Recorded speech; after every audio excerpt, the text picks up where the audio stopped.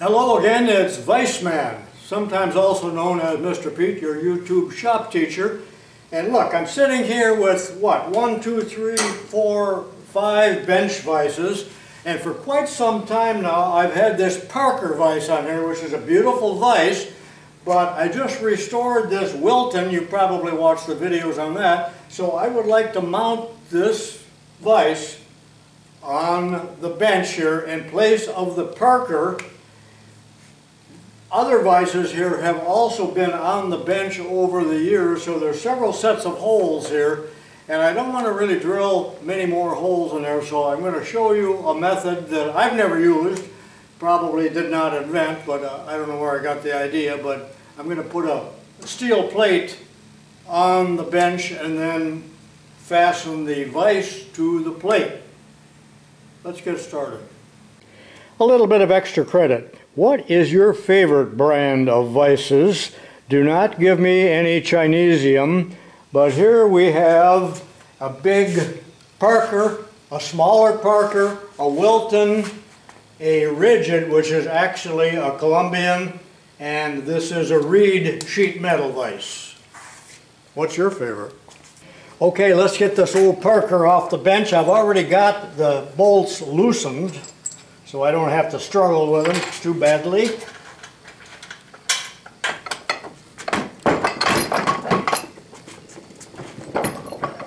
Okay, looking at the corner of the bench here, you can see I've already got 7 holes drilled in there. Now I'm going to have to drill a few more right now, but if I want to change vices, I would have to drill yet more vices. There's no uniformity between the different companies, so the game plan here is to take a piece of steel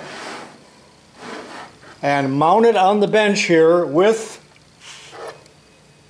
countersunk, counterbored bolts, and then put the vise on here, transfer the holes, drill and tap holes, and the vise, the Wilton vise, will be held on here with fine threaded grade 5 bolts. If I ever want to change vices, I would drill new holes in the steel plate, not in the table.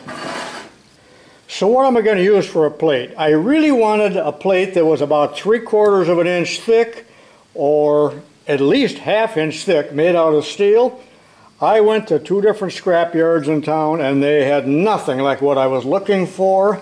So this would have been ideal. I had it in stock for years, but it's long enough, but it's not wide enough, so I can't use that. Then I thought I'd use this aluminum 1/2 inch plate, but I'm not sure how strong the threads would be. Probably strong enough, and that probably is okay. But just before I started dealing with this plate, I did find this plate here in my shop, and why I didn't have it to start with, I don't know, but it is 8.5 by 9.5, so I'm not going to change the size on that. However, I will round the corners a little bit and break the corners a little bit, but this is what I'm going to use.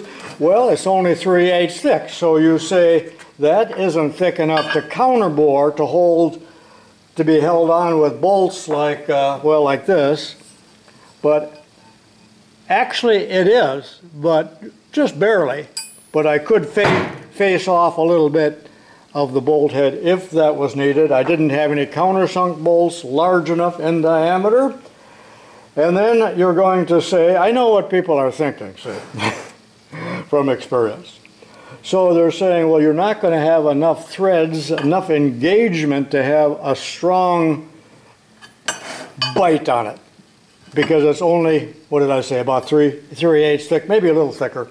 But in reality, the thickness of this is about the thickness of a standard nut.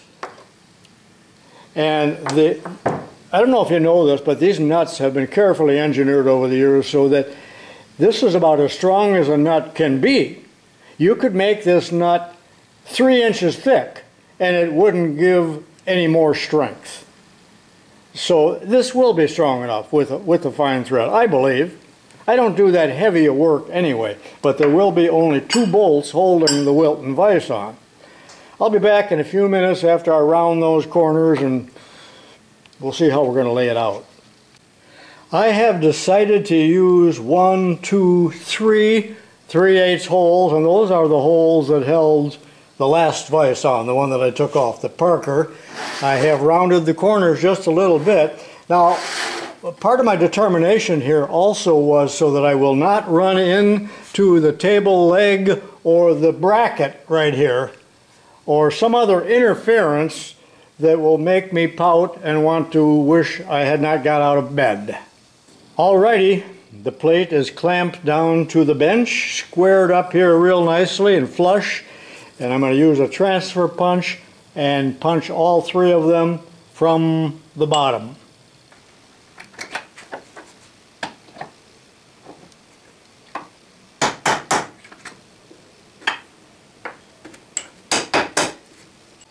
Alrighty, let's see if they show up and if in fact I can find them. Sometimes it's look like a needle in a haystack. Now there's 1, 2, 3, and then I always take another center punch and just deepen them as much as I can. I like to set it on the concrete floor to do that, and then they will be drilled one size over 3/8, and then maybe I'll show you, I won't show that, but I might show just a little bit of the counterbore. I'm going to do that on the milling machine, I believe. I am now at the Bridgeport mill, and I'm going to counterbore 1, 2, 3 of the 3/8 holes. So notice how I've got it clamped. I raised the work on parallels. I do not want any chance of damaging the milling machine table, even though I'm not going all the way through. But I don't trust myself anymore because I am so cognitively declined. It seems like I just turned 79 today. So anyway, I'll take this out and put the cutter in, 7/8.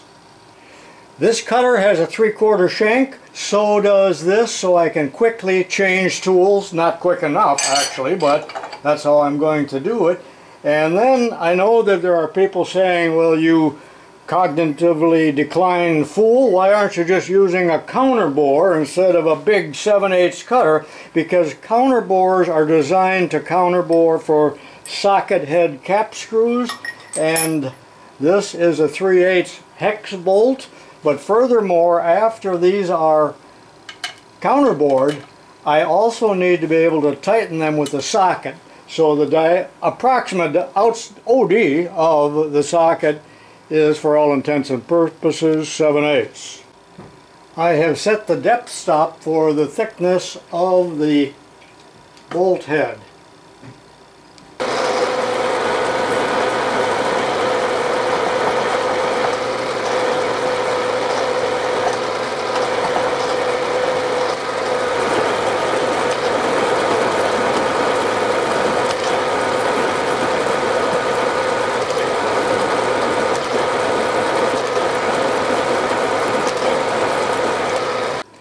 Okay, it looks something like that. Actually, exactly like that. I got to file that a little bit, but I'm going to check it with a stubby bolt. Make sure that it is flush, and it is. And I need to do that 2 more times, off camera, of course. Okay, it looks something like this. Will it fit? By the way, did I ever tell you that I have a virtual hardware store? This is 1/4 of my selection of 3/8 diameter bolts, but they're all coarse. So let's see here.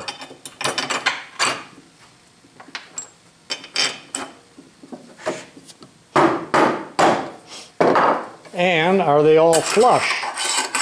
Well, they are. That's a miracle. So I'll be, of course, putting washers and nuts, maybe lock washers on the bottom, but as you can see, there isn't going to be a whole lot of slop. So let's move on now. I'm not going to put the nuts on it this time, and you'll see why momentarily. Okay, let's see what it looks like with the vise on the plate. Now I have to decide where to put it.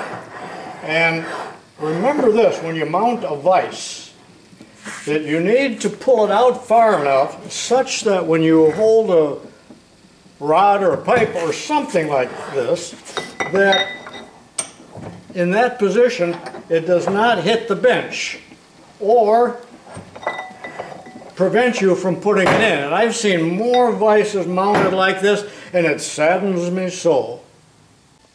And also, just for appearance sake, I would like it to be approximately in the middle of this plate, something like that, and not cockeyed, so that the vise jaws are parallel to the edge of the bench, shall we say. And then I'm going to take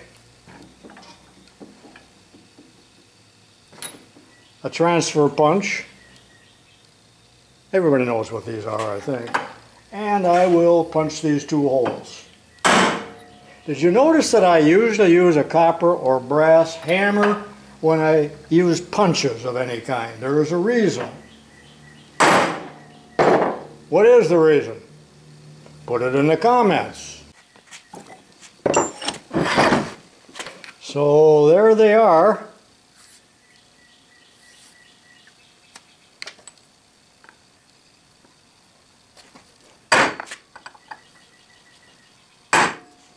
They're ready to drill for 1/2 20. That's national fine, unified national fine, if you want to be technical about it.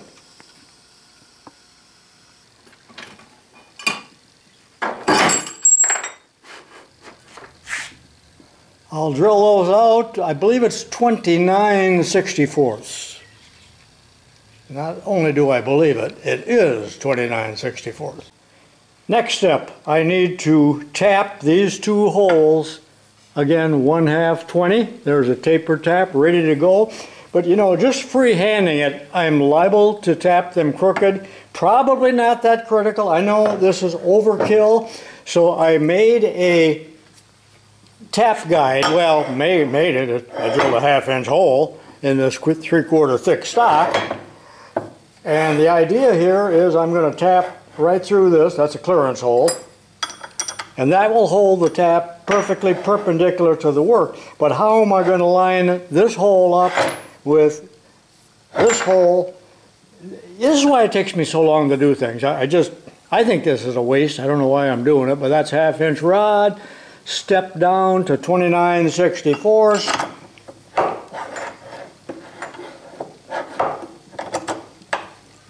Hold that in place like that, and I need to clamp it rather tightly, and then I can pull this out and tap.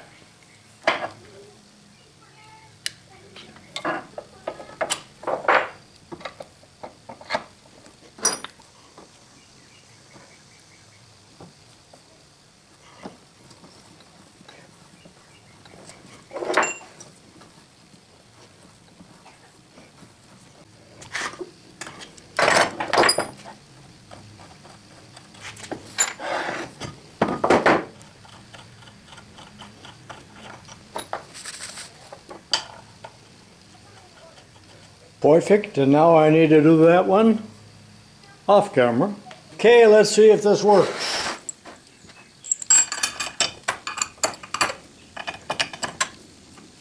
And I'll put the nuts and washer on the bottom side. And to tighten them down,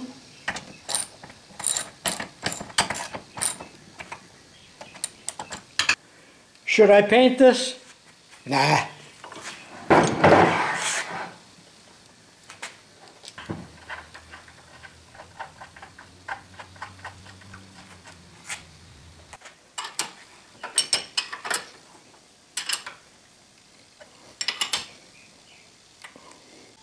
Well, that worked pretty slick. Now, is the plate big enough to accommodate other vices? Well, certainly not that big orange vise. That came all the way out to here. But I do not intend to use the orange vise anymore because it is so big and heavy that it causes the entire bench to want to tip over. And I was afraid that Henry might have that happen to him. I had to screw the table to the wall. Well, what am I supposed to do with all of this scrap iron? Well, that was a 3 or 4 hour job, including the videotaping, but it looks pretty good, and this might be the last vise I ever buy. And the plate also covers a multitude of sins, that is all the other holes that I drilled over the years except for this one. I guess I can keep my favorite screwdriver in there.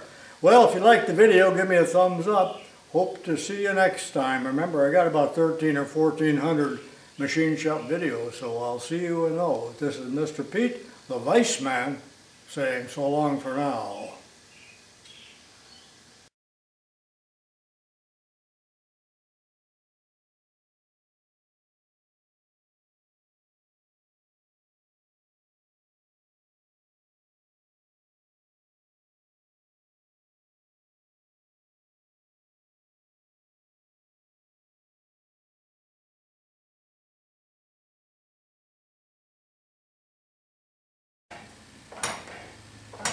Henry is studying the principles of hydraulics. Down scope.